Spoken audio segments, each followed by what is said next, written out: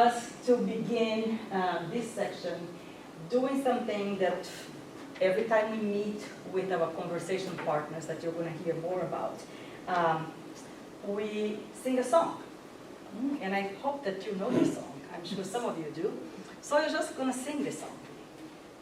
Sing them over again to me, wonderful words of life.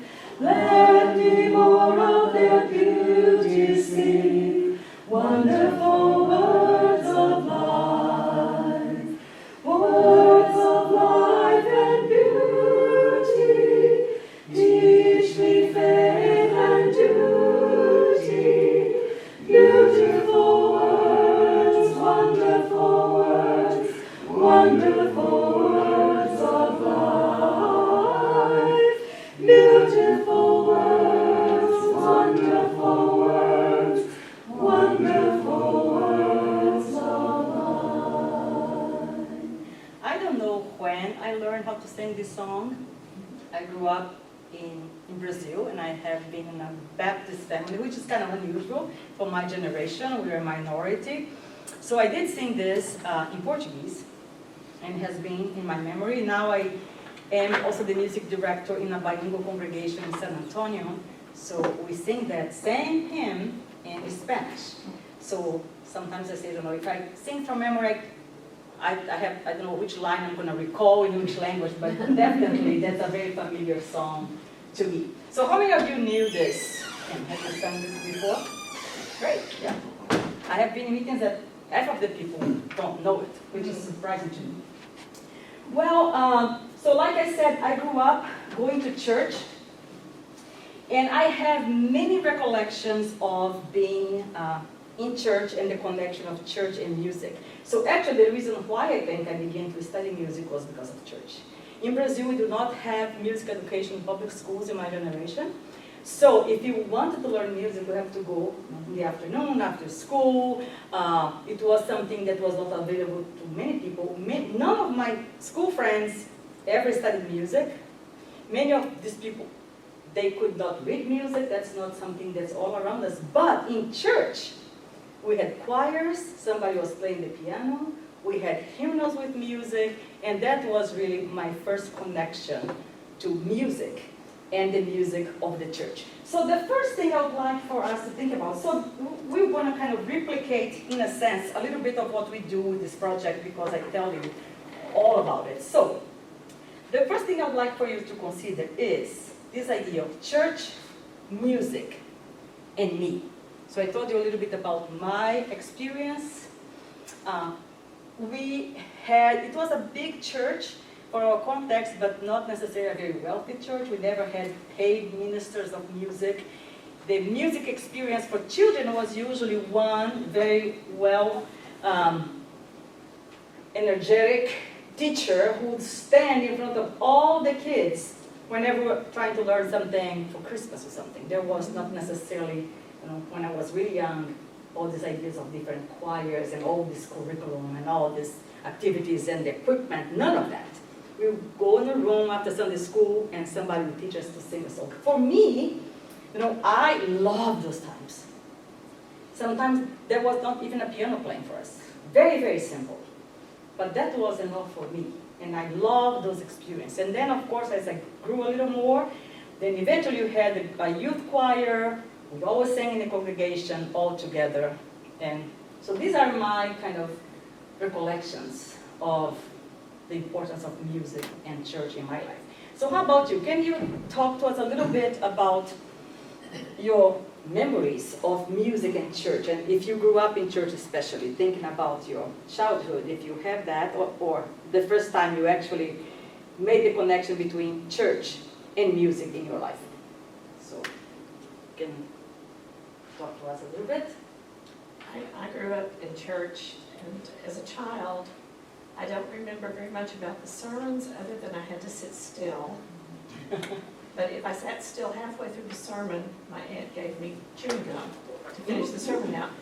But the songs are what I remember, and I love to sing from an early age. And that really is my real memory of church as a child. is the music. Anybody else? I sang in church growing up. It was just part of the routine. I don't think I really fell in love with singing until my voice was changing, and I got started with my brother-in-law. We started in barbershop quartetting, and then I started paying more attention to church. I started, because he would be standing next to me saying, "Okay, second verse, read the alto line." What? Read the alto line. I don't know it. Learn it. Read that tenor on the third line. Sing the bass. I can only sing 4 on the bass notes. Sing those. And he pushed me, and he used church as a way to, and I have grown much more in churches. And it sounds from what you were saying that you actually have a book that you're looking at. Yeah, singing. Because you were talking about the parts in the hymnal. How about you? Did you have a We hymnal? had hymnals, but I didn't pay attention to the hymnal, I just sang. You just followed along and learned. Anybody else? My mom was the music minister since before I was born, so that's the only way I was raised. So I cannot separate them at all. Music is really the way that I worship and where I get my feet and my meaning. And did you participate like in structure organizations like choirs and Oh, things yeah. like that? You name it, I was there. How about you, Zachary? I know him, so I'm going to call him. Our neighbor took me and my brother to a Lutheran church until I was in the 5th grade. And I just remember in Sunday school singing all the Deep and Wide and Jesus Loves Me, all those kind of songs. And then the Christmas pageant every year, they'd have the children away in a manger and stuff like that. And so I remember, a lot of the things I remember from that church are, once again, it's kind of some of those kind of things, and more so than maybe other activities that we did. I grew up in a very small town in Australia where the church culture is not the same here as it is in America. I was in a family, though, that I went to church every Sunday. I was raised in the church. So when I say a very small town, we had like 4 churches, and it was Catholic, the English Anglican Church, the Scottish Presbyterian Church, and the United Church of Australia. And we didn't have Baptist churches or anything like that. We didn't have, we had an organ, and we had an adult church choir with about 10 people.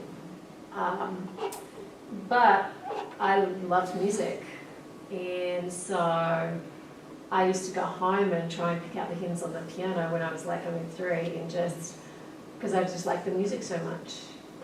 We had Sunday school before church every week, and so we would learn some songs in Sunday school. And I want to say that was without any instrumentation. It wasn't a big thing. We didn't have Christmas programs, Easter programs, or anything like that. It was, it didn't play a very large role in society for us. But for you? But for You me, still it was remember. a huge impact, because it was probably the first place I was hearing music, apart from what my dad played in the home. Yeah. Was there a musical component in your schools? The musical component in school was they would put on a tape and you sang along to a tape.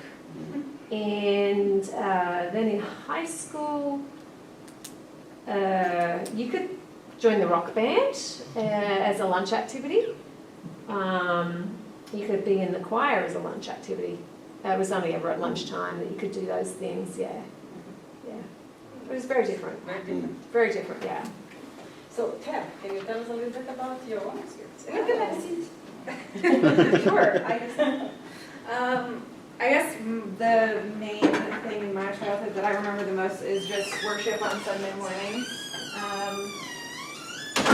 Trying to think back. I grew up in more of a contemporary service, community church, very small community church. Consistently had maybe 30 people on a Sunday, every Sunday. So definitely more of a smaller context, but I do remember loving the worship element to that church. That was like a key part of my just coming to know Jesus and the Lord. So music was definitely a big part of my testimony, still is. So. And you actually play an instrument? Yes, I play French horn. So yeah, I've always loved music from a young age. I think I started trying to play the trumpet in my parents' closet when I was like 10 or younger.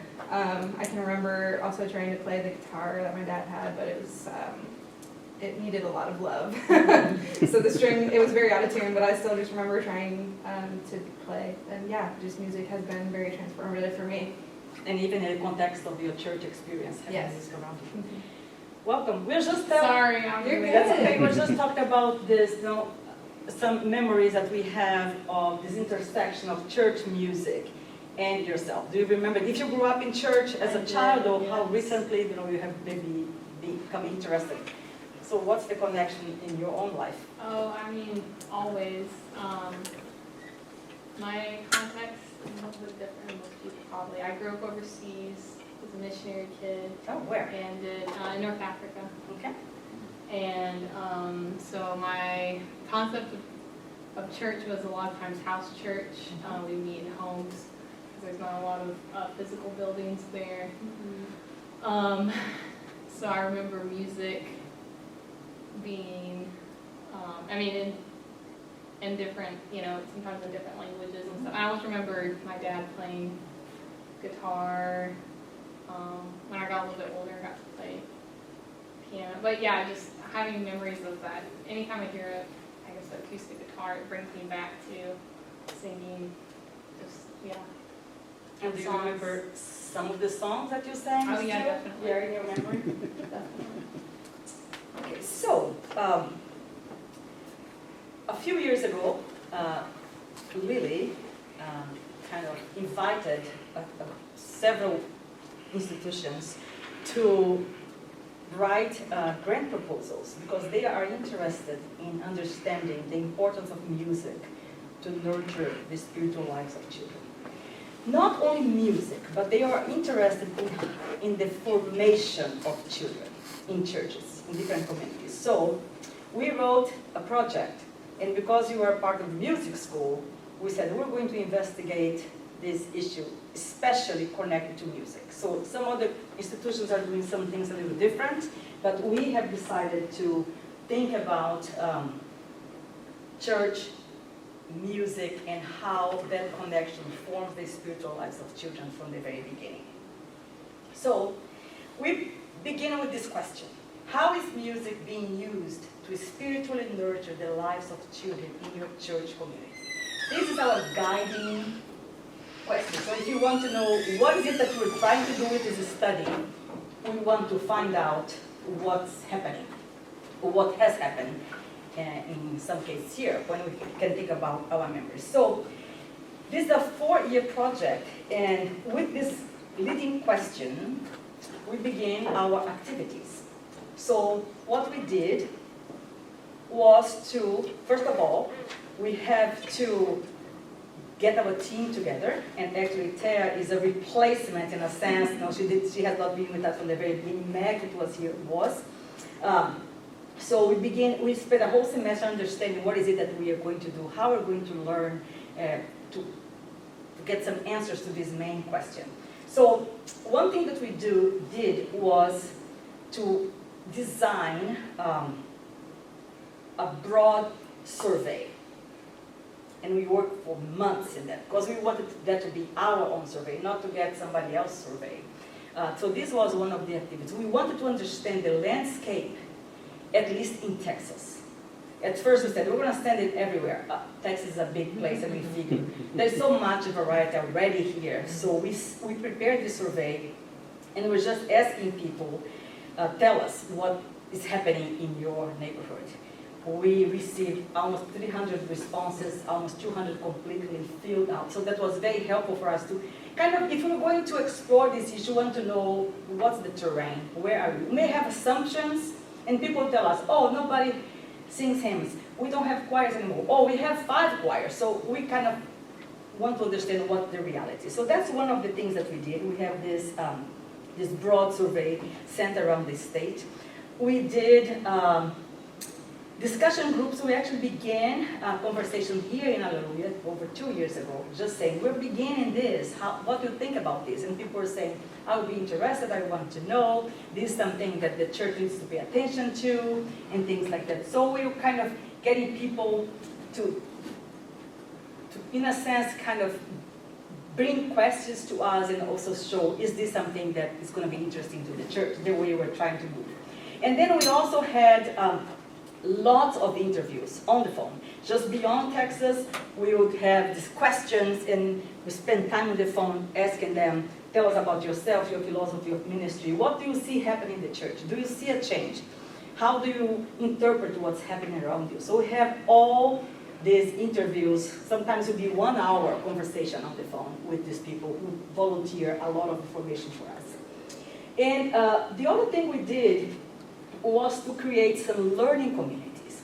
And we have a little pamphlet, and I think it would be useful to look at that, because this has been a very important way for us to not only kind of get out there and talk to people, but to hear from them. So in this little pamphlet, you can see there's a little map of Texas and the place where we have our learning communities. And we meet with them. So we try, the first semester we meet with everybody. And these learning communities are made up of people who are musicians, theologians, music directors in big churches, small churches. We have Lutherans, Catholics, non-denominational, Pentecostal, Baptists. We want to hear different perspectives, and also churches that meet in big cities. So even though we meet in a big city that's more central, we meet in Dallas, in Houston, in San Antonio, and here in Waco. But people come from around those places to the central location. And we spend a day with them in conversation. So we met everybody face to face. These are small groups, maybe 8, maybe 12 at the most. And the first year we brought several questions for them. Tell us about yourself, but just from their own perspective, your memories, your context, your education. How are you doing in the terms of your own congregation? How did you start doing what you're doing now? What brought you to this kind of ministry? What's your interest? And some of these were pastors. Some of these were, like I said, music teachers. So a variety of people. So you can see, so this is our learning communities that became a good source of information for us. So I would like to share just a few insights from that broad survey that I mentioned to you. That's the first thing we did. Some of the lessons that we had learned, and we go quickly through that. So we tried to get as many people to respond to this, and we thought it would be a little easier than it was. We thought, okay, we're going to get to the central office for the Baptists and the Lutherans, and they're just distributed. It was not that simple. At some point, you have to go kind of, congregation by congregation, but eventually, yeah, so this has been updated, and the other student that works in our team. So actually, we actually have now 369 responses and 2025 complete. So these are the only one response per church, and one person from the church could respond that. So that's kind of the organization. So Baptists had a slow start, but in the end we had mostly Baptists. In terms of the majority of people who responded to the surveys, not surprising. We have the name Baylor there, we have lots of connections. Our Baptist network is really good. So we have a variety of churches that's, where they are located, urban, rural, and suburban. That was important for us because not all of Texas is Dallas. Right? We wanted to know what's happening in these other neighborhoods. Then we wanted to see who is primarily responsible for children's music activities at your church. And one thing that we see, first of all, is the number one is unpaid leader or volunteer. Right? Then we have a few that are part-time, then full-time music minister, part-time music minister, full-time children's minister, and then other. And then the person who responded to our survey, so 110 of them were primarily the person responsible for these activities in their own congregation. So one thing that's also interesting, although many of them are unpaid volunteers in terms of education. They have a high level of education. It's not they're not prepared, they don't have the formation to do this work. They are well prepared. But for some reason, they're doing that probably on the side. That cannot be their primary form of making a living. But we have a good number of well-educated people involved in this work. Another thing that was interesting for us was to differentiate between general children's activities, things that go on like Sunday school, vacation Bible school, sometimes they have a service separated for the children, and specifically music programs. Because the kids may be at church, but they're not necessarily singing, right? So we wanted to know, in some churches you may have a children's minister, you may have a music minister.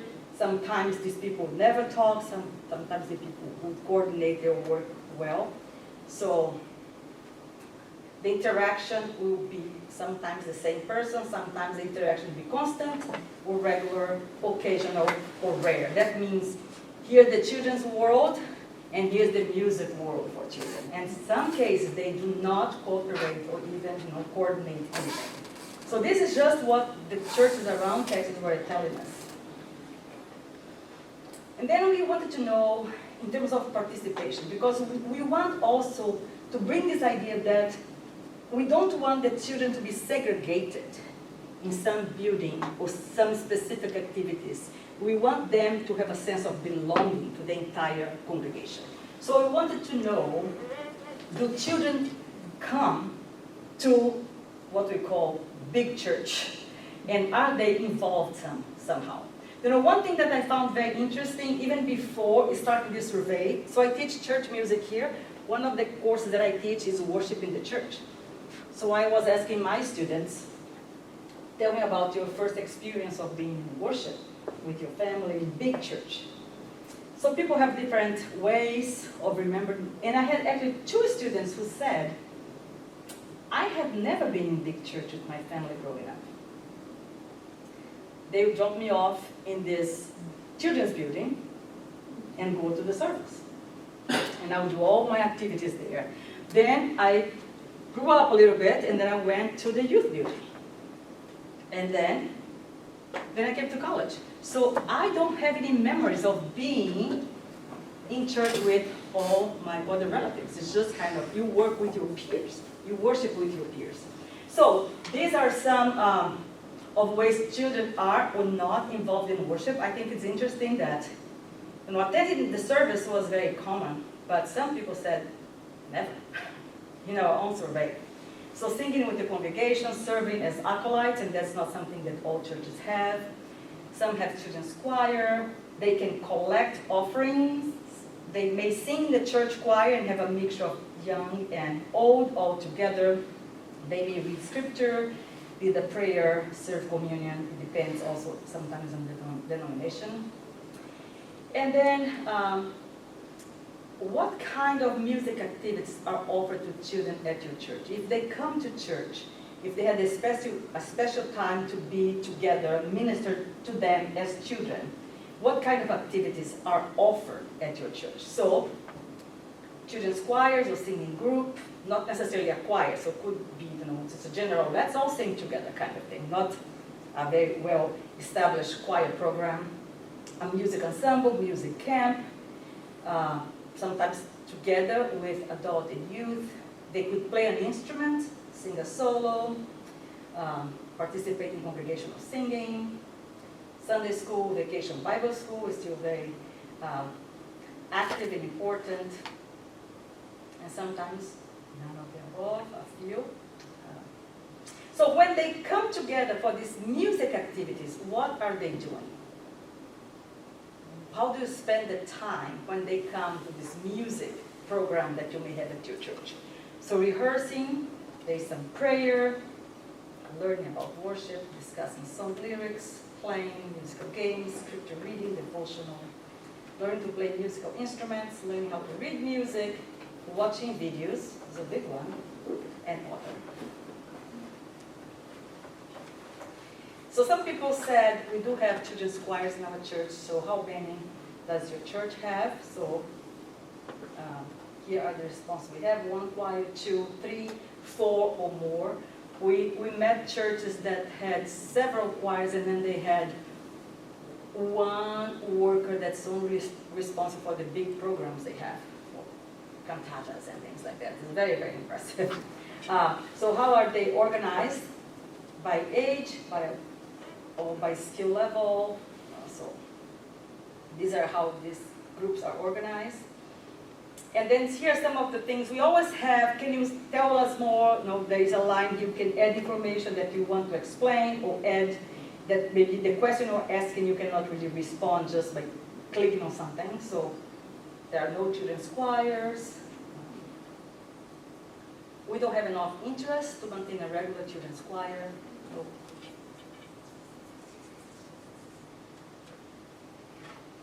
We don't have a choir, it's a praise team. You can read some of this.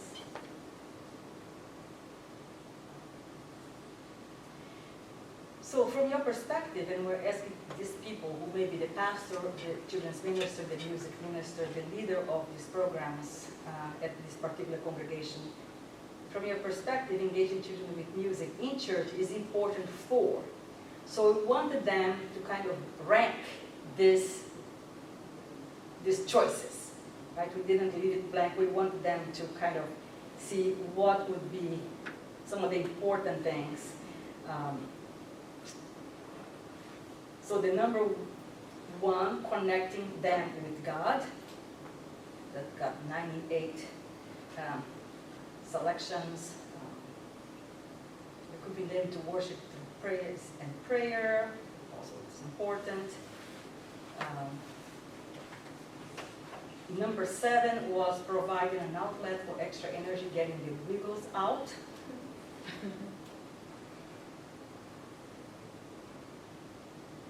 So you can have an idea of kind of priorities.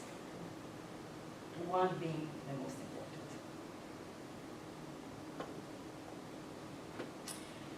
So, in your opinion, the level of children's participation in the life of a congregation is too little, just right, or too much? Nobody said it's too much. Some people said too little, most of them, and just right. And then the level of children's musical participation in the life of a congregation. The first one is just in general.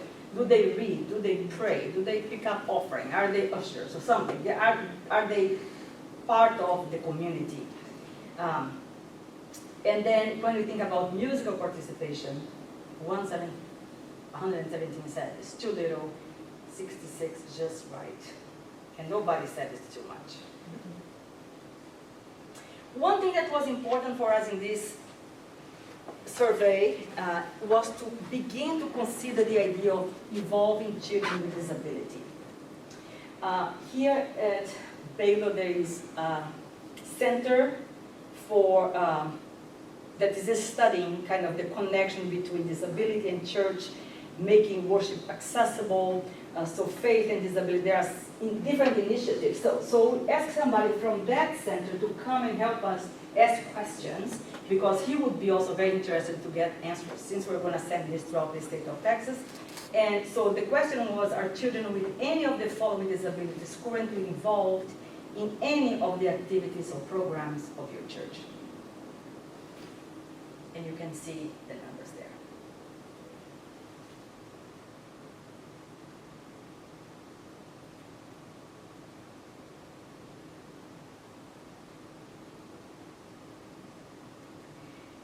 Here at Baylor, thinking about disabilities, there is a program called Also Musical, and if you don't know Spanish, just means the musical bear, in which children from the community come to campus once a week, and they have free music time. And there is a professor in music education that she was not the person who created the program, but she actually embraced that. And so she'll design the lesson, and she'll train Baylor students to be Baylor buddies, to come in and work with these children for the community. All kinds of disabilities, no, it's just, there is a list. We have a limit because of room and also how many buddies you can have in the room. So she was already doing that for a while. After COVID, that kind of went away, became very difficult, and she was kind of thinking, I don't know if I can do that. It was all volunteer on top of what she was already doing. So we invited her to be part of this project. Since we want to look at disability, and she was already doing that, so we have this partnership with Also Musical. So the grant provides enough resources for her to hire somebody to be kind of contacting parents, schedules, recruiting the students, and doing this kind of thing, buying some materials and instruments for the children. So that has been very good because we can also get information about how to do that from her, from the students who are participating in these lessons every week, and also from the parents. What impact does that have? So that's one thing that is already going on, and we just kind of can learn from this partnership. The other thing I mentioned were interviews, and I just would like to show you some of the information about this interview. This is how many we did. We also wanted to, like I mentioned, not just big and small churches, rural, but also we were interested in churches that are not necessarily only English-speaking churches. So Korean churches and Spanish-speaking churches were part of these conversations. And then we have some quotes from these interviews. And we're just kind of saying like we heard them. They have not been edited. The purpose for music in the church is the same for children and adults. It's expressing praise and worship to God through music, but it's also teaching and encouraging one another. Children have a unique opportunity to be encouraging to the adults in the room and to be uniquely impacted by worship experiences, which they are experiencing the first time. And then one of the questions we had, consider the landscape, what's happening in the church as maybe 20 years ago, how we see things now. And then somebody said, we forgot the why that children's choirs started in the first place. Why we started that program. But there is a really good one. There is a really good reason. The reason was discipleship. There is not getting around the Bible tells us to sing and to worship. How can we disciple children without doing those things? When you're evaluating what it means to disciple a child or teaching them to worship, and specifically teaching them to sing, we can't get away from it. The issue of discipleship and education. Here are our learning communities. I already mentioned there is a little outline there in your pamphlet. So, when we put all these things together, the interviews, the visits, the conversations, our own reading and reflection, we were able to organize the information and have a list of principles, and we call this a portrait of transformative music ministry. So based on all that you have been doing, we're beginning our third year, so we have been involved in that for a while. So these are the 7 key themes that we identified for a transformative music ministry. So these are, we don't want that to be like a recipe. It's not something that you're going to check all these boxes if you are going to do this work. But like I said, this came from the wisdom of our conversation partners, our learning community members, our own experiences, reading, teaching, interviews, the survey, 7 key themes. So, we would like to spend a little bit of time listen from you when you look at this list. And by the way, in the little pamphlet that you have, the other side has the 7 themes. They are not in any kind of hierarchy, just a list of items. So I would like for you just to look at this list for a while and then talk amongst ourselves. What do you think about this list? Do you find maybe some biblical basis for this? What do you think the people were thinking about when they gave their opinions and that resulted in this specific item making into this list? Notice that we're calling that a portrait. not the portrait.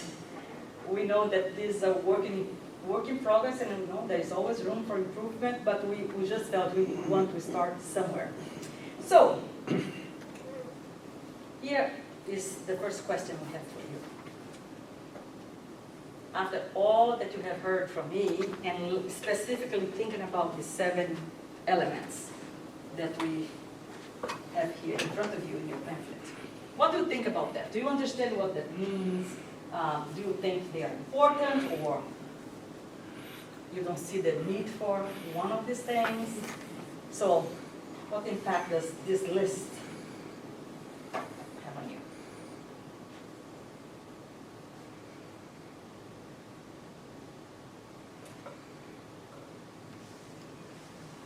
I'll go first. I'm actually one of the survey respondents in one of the I was interviewed, I guess. And I just totally missed the train on like. So they were anonymous, so that's good. We didn't know who they were. Yeah, I was one of the 11 Presbyterian responses. I was like, oh, wow, okay. Yeah.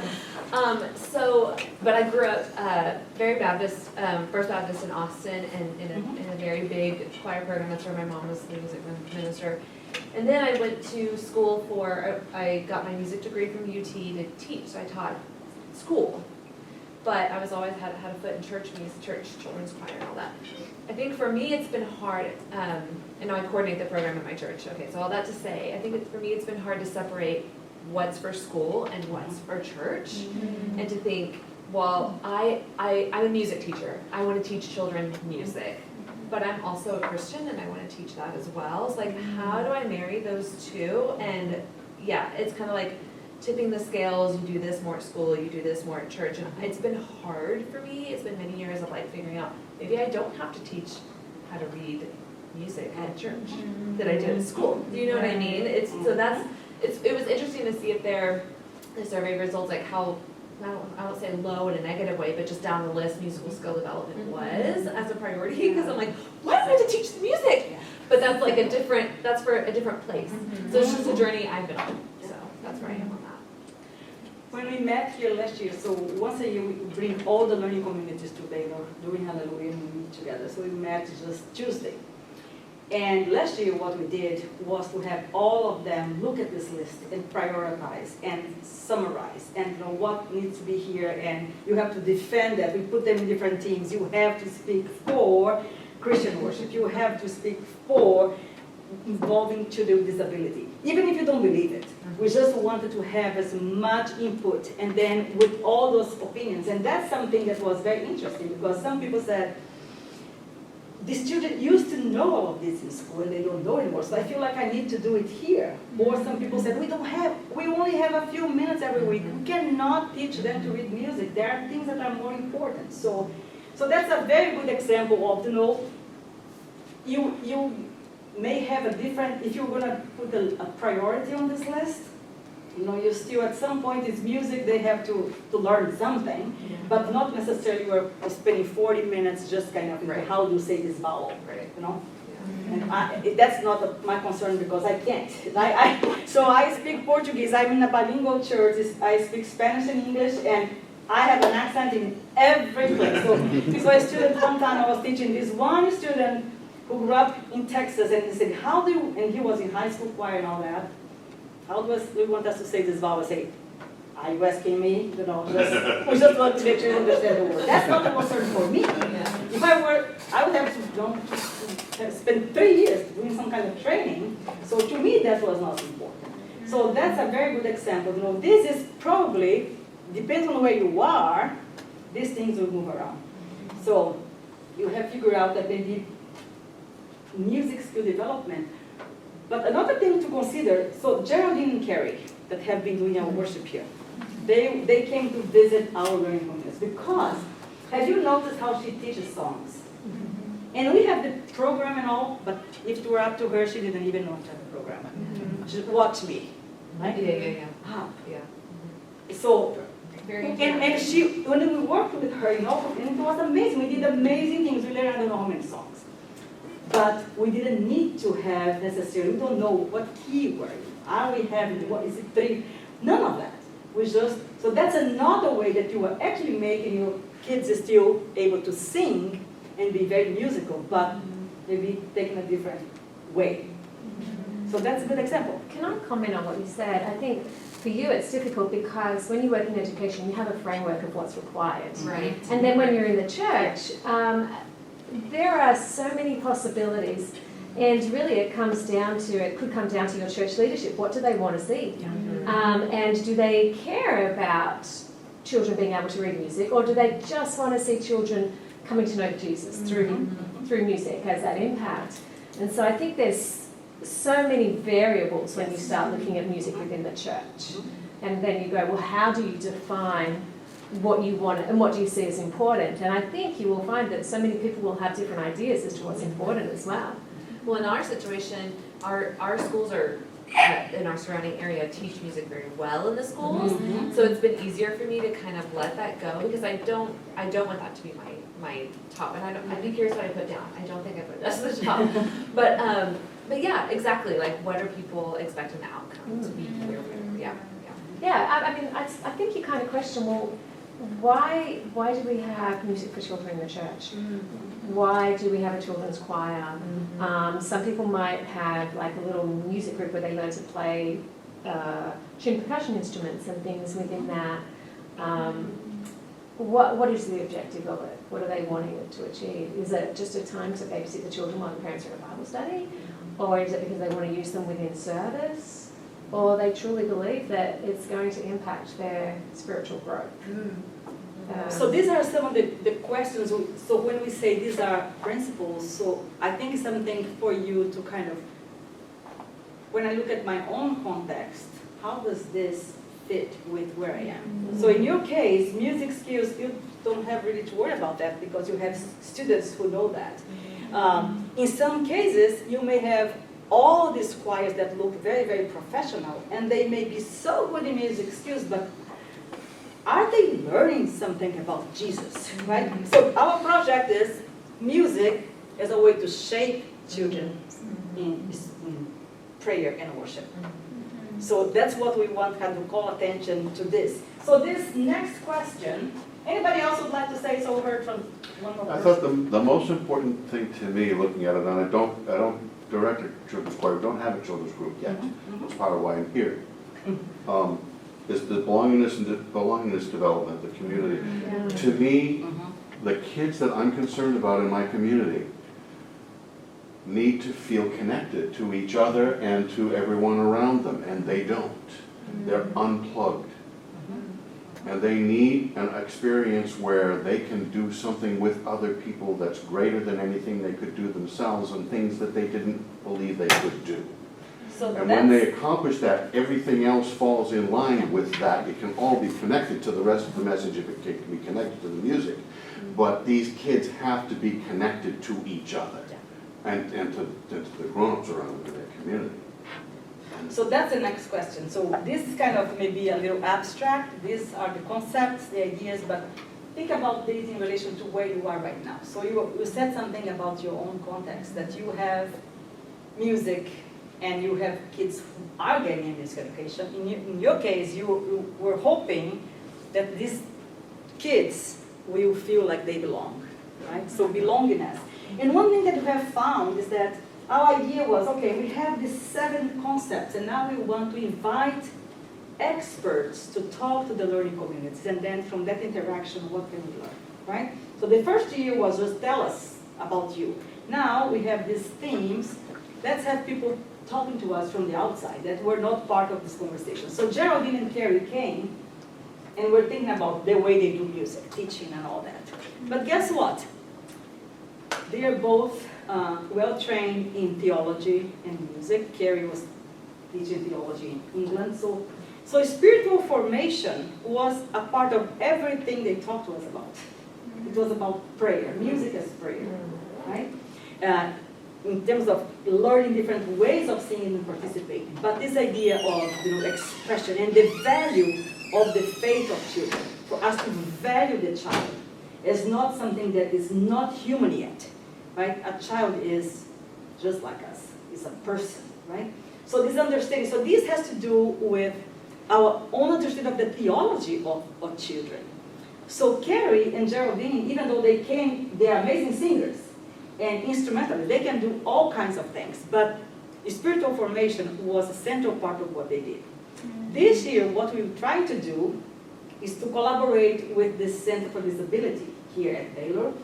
And so we invited some of the experts. They gave us lots of ideas and explained, just understand if we say there is nobody with disability, maybe because you can see it, right?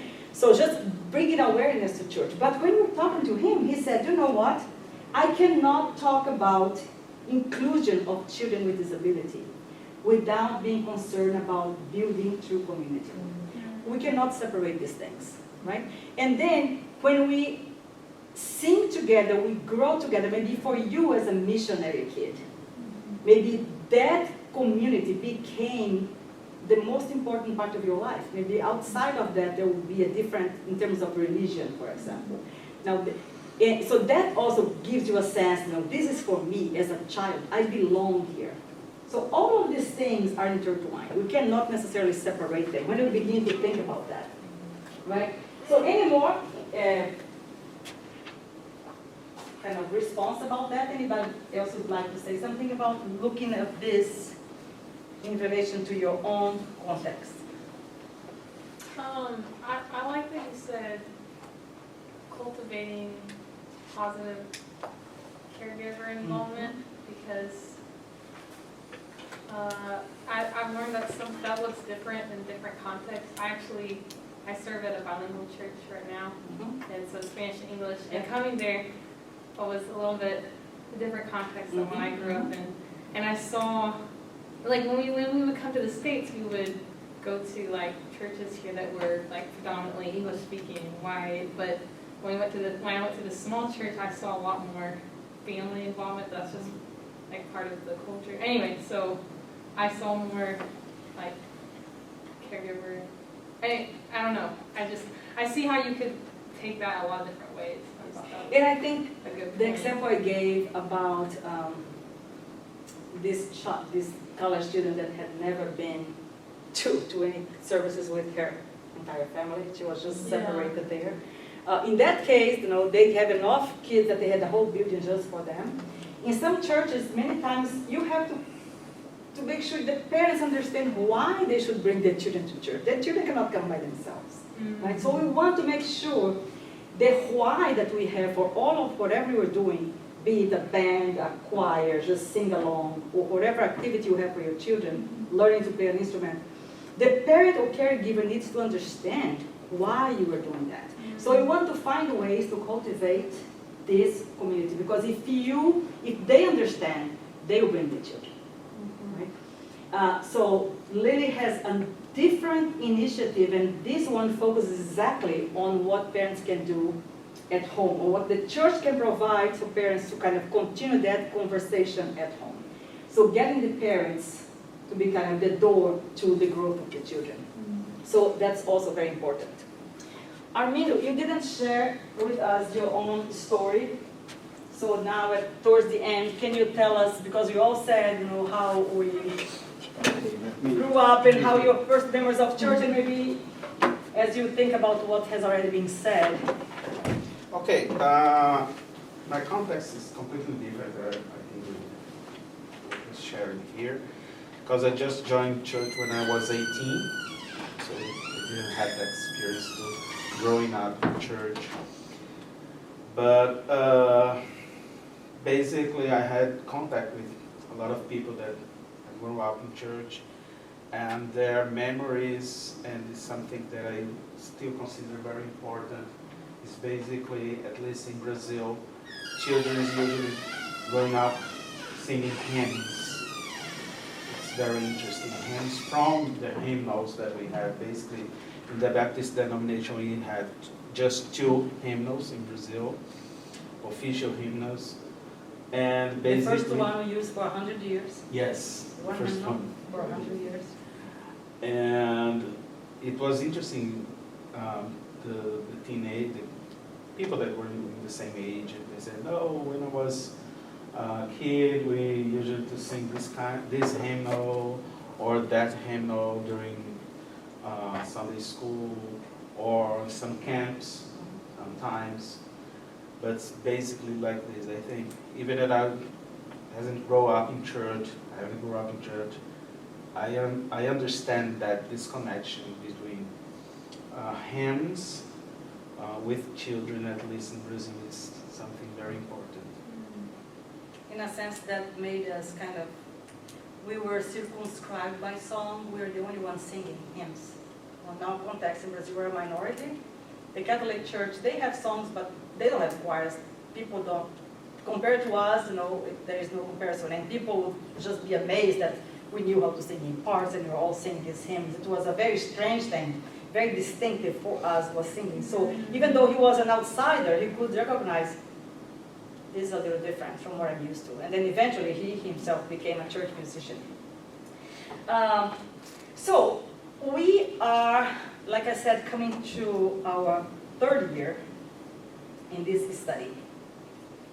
And what we want to do with all this information that we're learning and these activities that we are promoting, we want to produce some kind of book.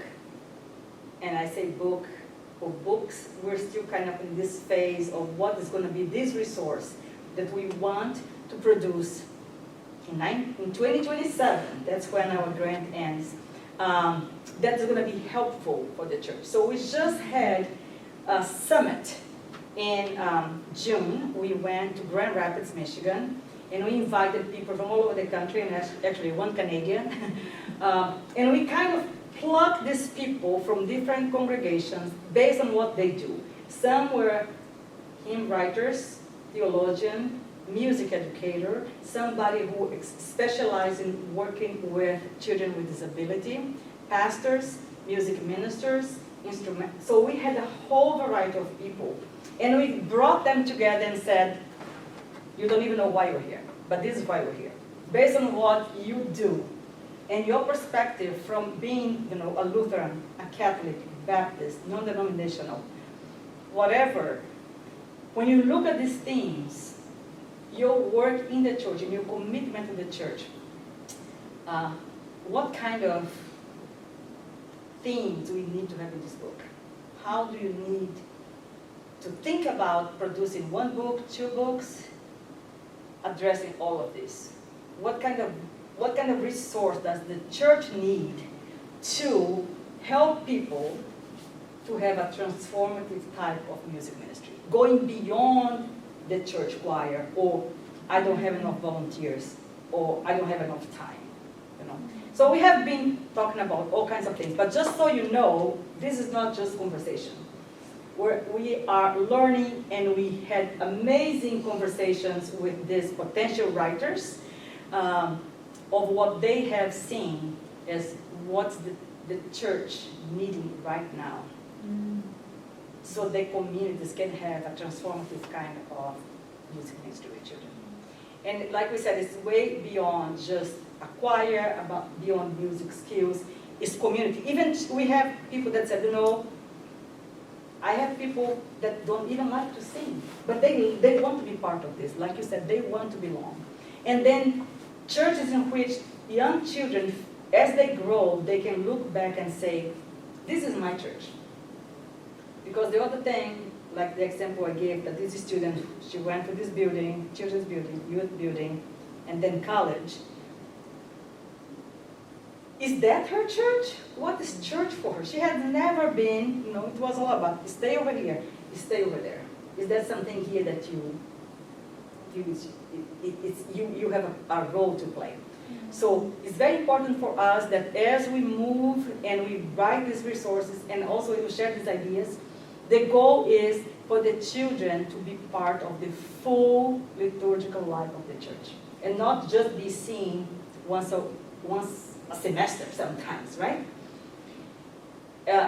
And so we have people, they are pastors, and they said, I need to have something to tell my deacons why this is important, right? Why I'm a parent and I want to be able to go to my church and say, I need something here. Let's do something so the children can also feel welcome. And if you have people with disability in your family, is the church going to turn them away? So in our meetings, they said about half of the families, half of all the families they interviewed, and they did a big survey as well, had left the church because they didn't feel welcome. They had children with disability. And some people, they say, we go back to church because we are welcome here. So what kind of church do we want to be? I heard a woman who was an expert on children and disability, and she said there was this church, this child had many, many needs, and it was disruptive, and it was not welcome in that local church. And eventually the child died young, and the pastor went to the family and said, "You were welcome to have the funeral of your child in my church." And they said, "No, my child was not welcome here. My child was alive. Now you give me room for the coffin?" That's a horrible picture, isn't it?